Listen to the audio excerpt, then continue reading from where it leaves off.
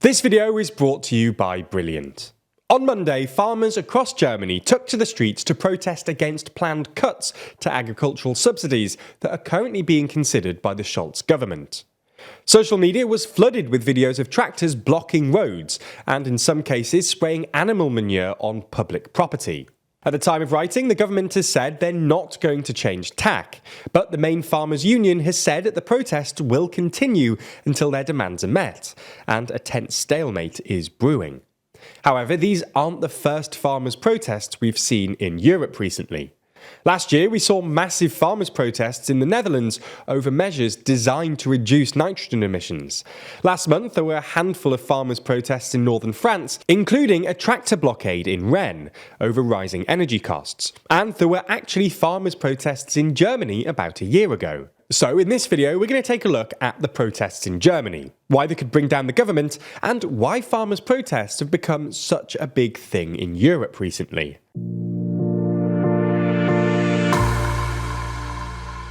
Before we start, if you haven't already, please consider subscribing and ringing the bell to stay in the loop and be notified when we release new videos. So let's start by taking a quick look at what's happening in Germany. This story really starts in November, when Germany's top constitutional court prohibited the Scholz government from using 60 billion euros of unused pandemic funds for climate policies.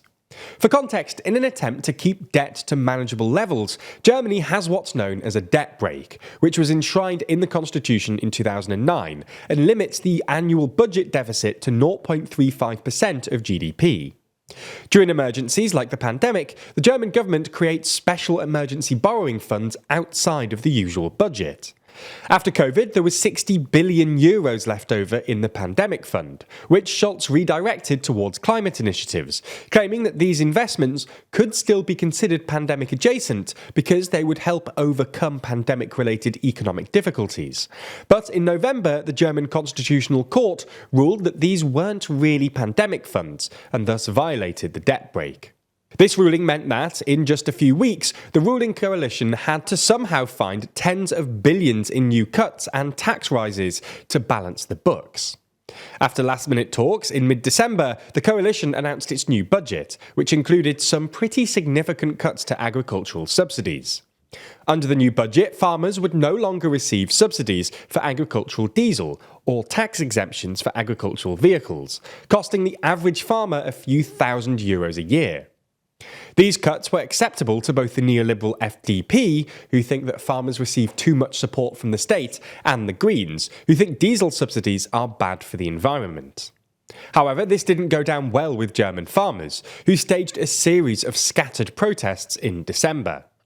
The protests then escalated this month, and on Thursday a few hundred farmers blockaded Deputy Chancellor Robert Habeck when he was trying to disembark a ferry. The government partially caved late last week, when they said they'd phase in the diesel subsidy cuts over 3 years. But that wasn't enough for the German Farmers Association, or DBV, who called for a general strike beginning on Monday. The DBV leadership also explicitly said they didn't want their members to blockade roads with their tractors or otherwise cause significant disruption.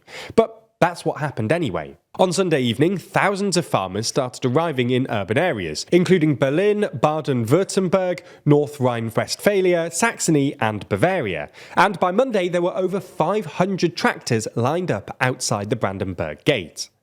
Somewhat unsurprisingly, the two main opposition parties, the CDU and the AfD, have both expressed their support for the protests. But it's also actually drawn some support from within the government. Agriculture Minister and Green Party MP Cem Özdemir has criticised the plans, saying farmers have no alternative to diesel, and the FDP said on Sunday that it would veto the plans to abolish tax breaks for agricultural vehicles. The coalition is already beset by infighting, and last week the FDP held a membership vote asking whether it should stay in the coalition, which only narrowly passed with 52% in favour of staying.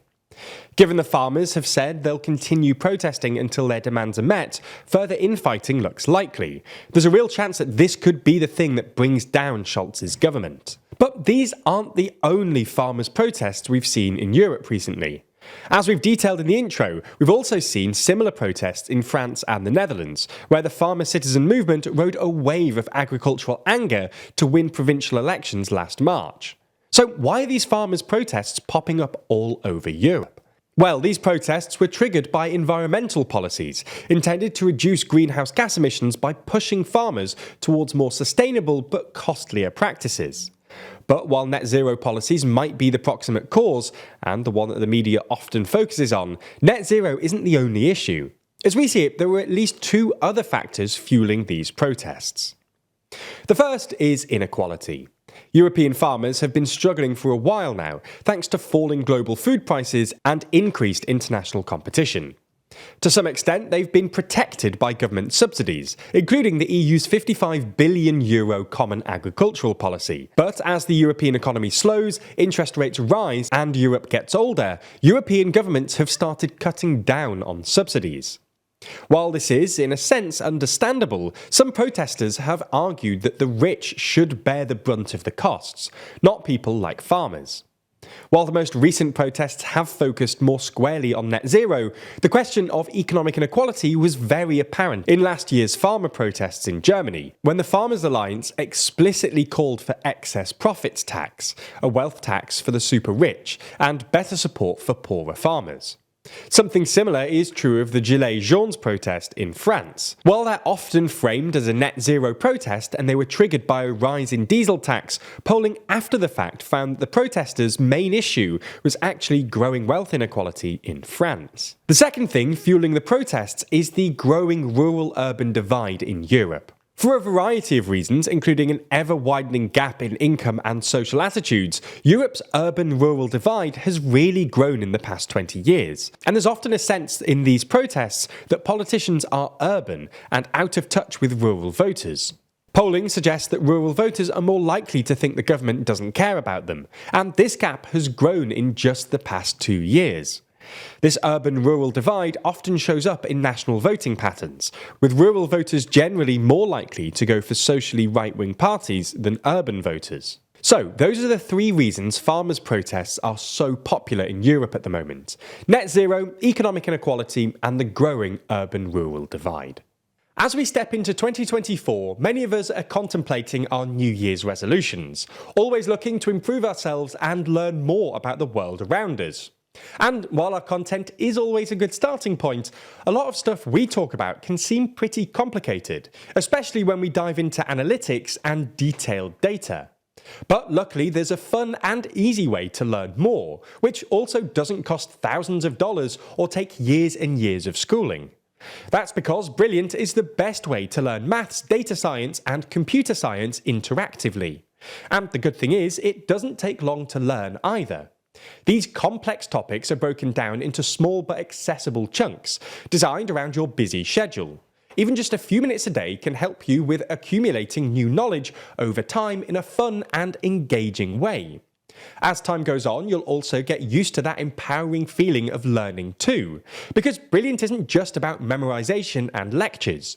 Brilliant teaches you by doing, using active learning techniques to teach you the principles behind otherwise quite complex subjects, and ensuring you actually understand what's going on.